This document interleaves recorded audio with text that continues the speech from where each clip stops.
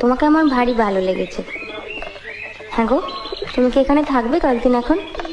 যদি না তোমরা তাড়িয়ে দাও। থাকলে বেশ ভালো হয়।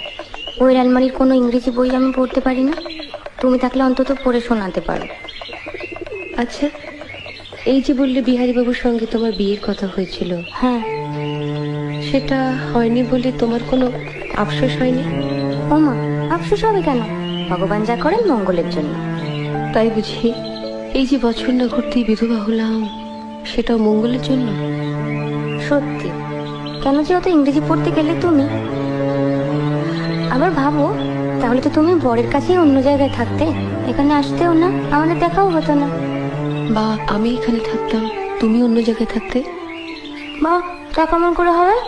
তোমার শাশুড়ি তোমার বরের সঙ্গে প্রথমে আমার সম্বন্ধ করেছিলেন, জানো? তাই বুঝি? তা হলো না কেন? ওই যে বললি ঈশ্বর যা করেন মঙ্গলের জন্য।